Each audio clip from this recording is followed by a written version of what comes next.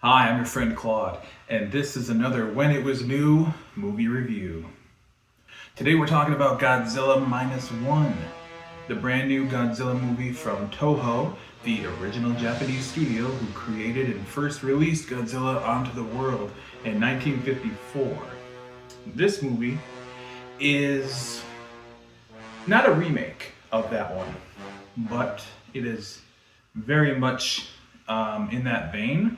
It is a period story set in the immediate aftermath of World War II and features Japanese characters and citizens who are struggling to move on with their life after it essentially ended. I went into this movie about as blind as you could possibly go. I had never even heard of it until about maybe 4 or 5 days before going to see it. I never really have been much of a Godzilla fan even throughout my life. I've seen bits and pieces of many of them over the years on TV and only really seen in their entirety the original 54 movie and the 97, 98 Roland Emmerich version with the incredible Puff Daddy sampling of Led Zeppelin's Kashmir, Come With Me, from the soundtrack, which was everywhere in that era.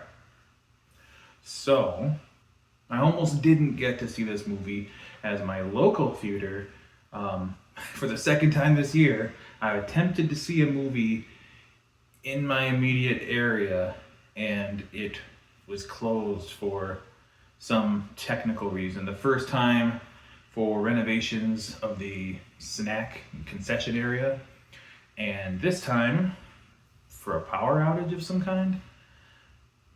It seems like the universe is always trying to tell me something when I go to see a movie.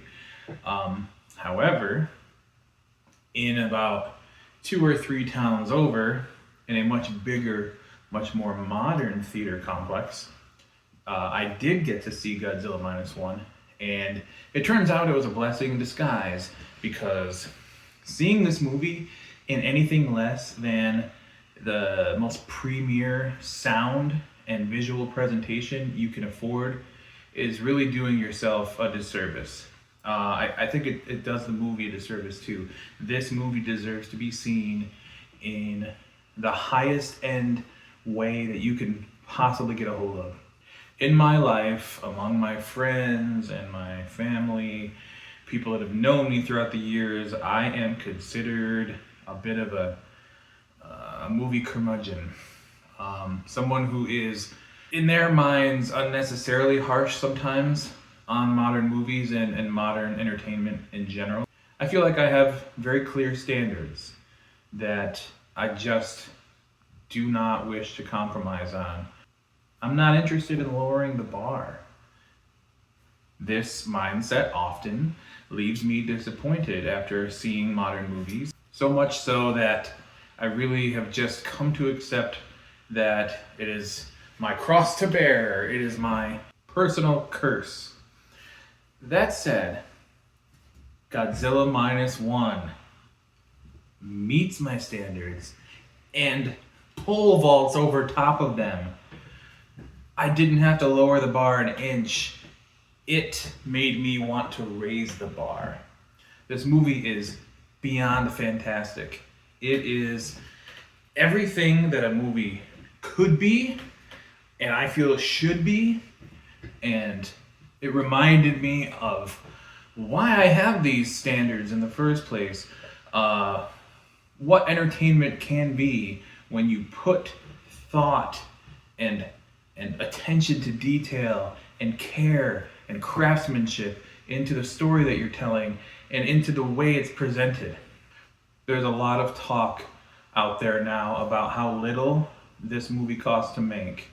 And when you consider the budgets of the average Hollywood blockbuster type film, 150, 200, 300 million dollars each, it boggles the mind when you learn that this movie cost essentially $15 million to make and delivered every bit as much spectacle and scale and scope and intensity as any of these other movies, except it outdoes all of those multi-$100 million movies in the passion that is on the screen.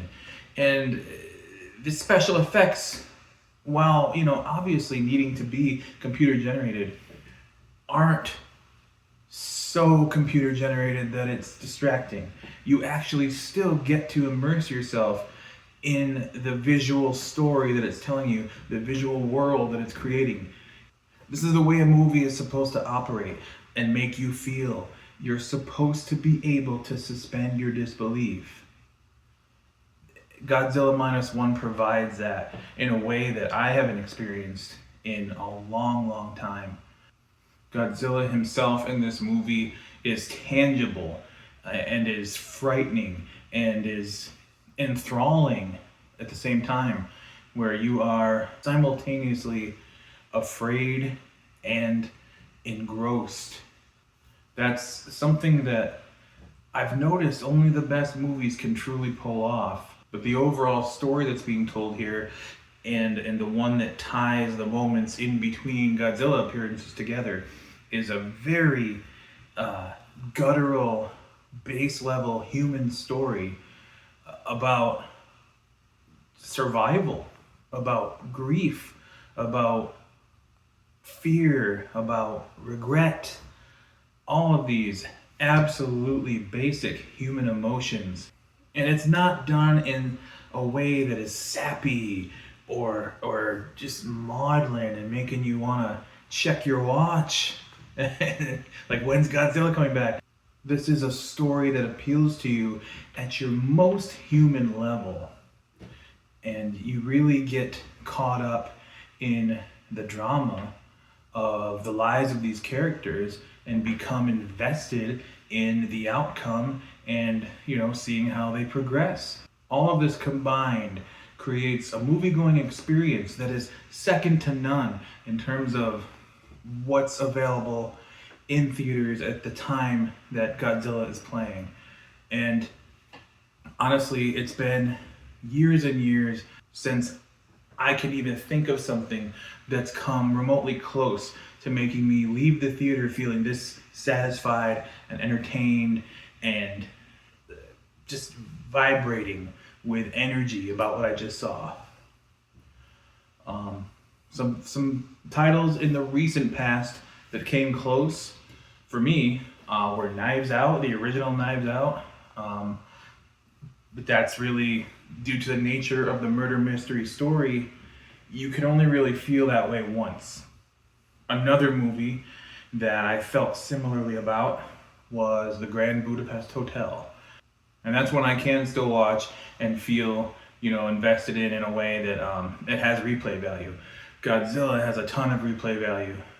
And that's a quality that, while not a deal breaker for measuring the greatness of a movie, it is an important piece.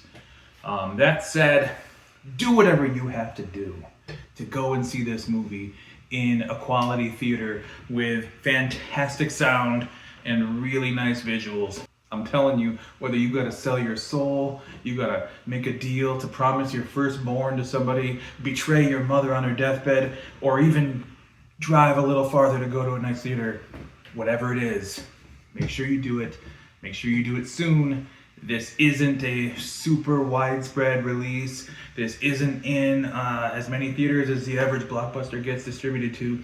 This is a foreign film. It is completely in subtitles from beginning to end.